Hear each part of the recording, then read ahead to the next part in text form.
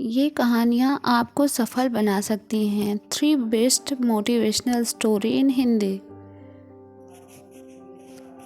किसी ने मुझसे पूछा मोटिवेशनल स्टोरी पढ़ने से क्या होता है। मैंने जवाब दिया, मोटिवेशनल स्टोरी पढ़ने से हमें दूसरों की गलतियों का पता चलता है ताकि हम गलती ना करें। इसलिए ज़्यादा से ज़्यादा मोटिवेशनल स्टोरी को पढ़िए।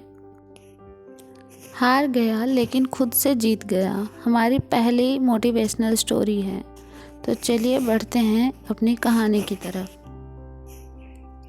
दोस्तों नमस्कार, आप सभी का स्वागत है। आज मैं आपको एक ऐसी मोटिवेशनल स्टोरी बता रही हूँ जिसे पढ़ने के बाद आपकी ऊर्जा पहले जैसी नहीं रहेगी। तो चलिए बिना आपका समय गंवाए मोटिवेशनल स्टोरी को शुरू करते हैं।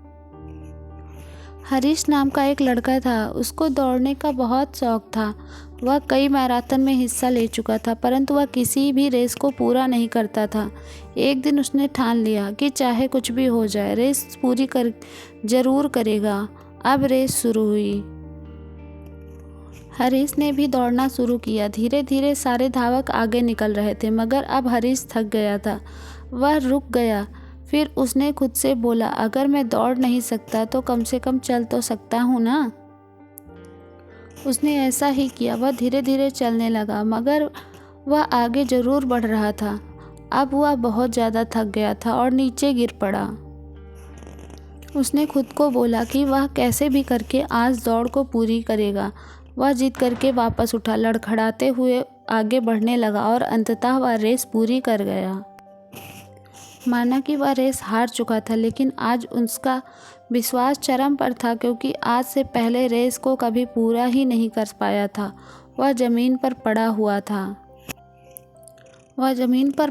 था क्योंकि उसके पैरों की मांसपेशियों में बहुत खिंचाव हो चुका था।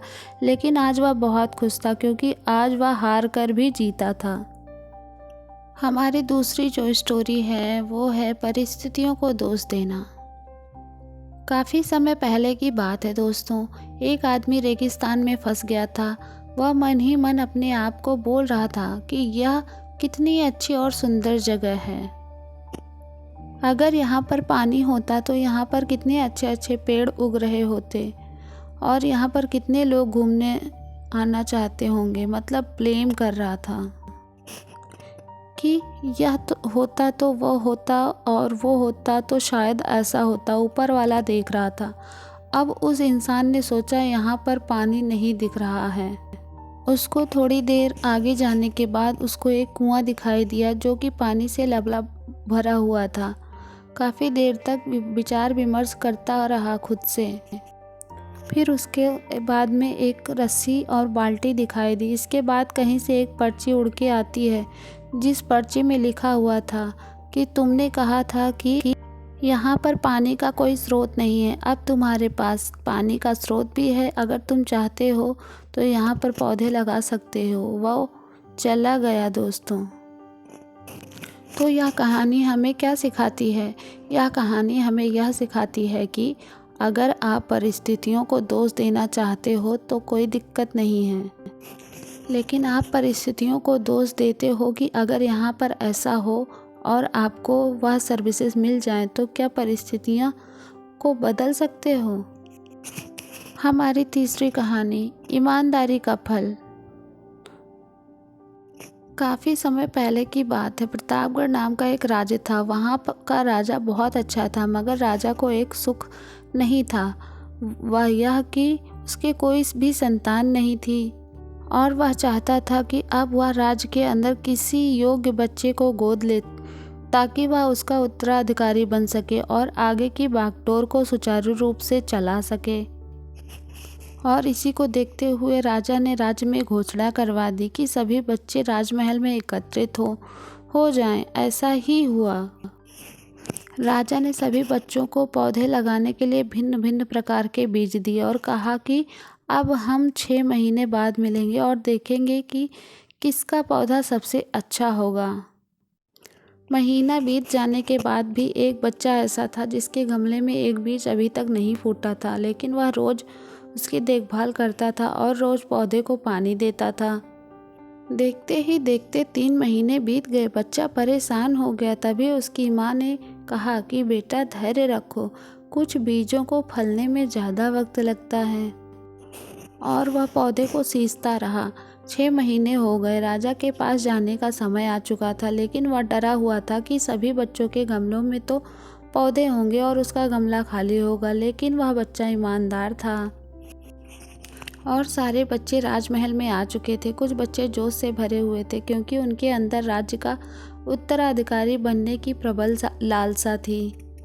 अब राजा ने आदेश दिया। सभी बच्चे अपने अपने गमले दिखाने लगे, मगर एक बच्चा सहमा हुआ था क्योंकि उसका गमला खाली था। तभी राजा की नज़र उस गमले पर गई। उसने पूछा, तुम्हारा गमला तो खाली है। तो उसने कहा, लेकिन मैंने इस गमले को 6 महीने तक देखभाल की है। राजा उसकी ईमानदारी से खुश हुआ कि उसका गमला खाली है, फिर भी वह हिम्मत करके यहाँ तो आ गया। सभी बच्चों के गमले देखने के बाद राजा ने उस बच्चे को सभी के सामने बुलाया। बच्चा सहम गया और राजा ने वह गमला सभी को दिखाया। सभी बच्चे जोर से हंसने लगे। राजा ने कहा, शांत हो जाइए, इतने खुश मत होइए। आप सभी के पास जो पौधे हैं वो सब बंजर हैं। आप चाहे कितनी भी मेहनत कर ले, उनसे कुछ नहीं निकलेगा, लेकिन असली बीज यही था। राजा उसकी ईमानदारी से बेहद खुश हुआ और उस बच्चे को राज्य का उत्तराधिकारी बना दिया गया। लेकिन हमें इस कहानी से क्या सीखने को मिला? मेरे हिसाब से अपने अंदर ईमानदारी का होना बहुत ज़रूरी है। अगर हम खुद के साथ ईमानदार हैं तो जीवन के किसी न किसी पड़ाव में सफल हो ही जाएंगे। तो दोस्तों, कैसी लगी आपको हमारी कहानी? कमेंट सेक्शन में अपनी राय ज़रूर दें।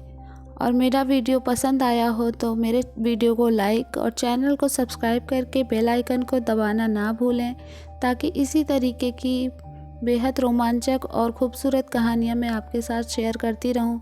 Thank you so much for watching my video. Bye bye.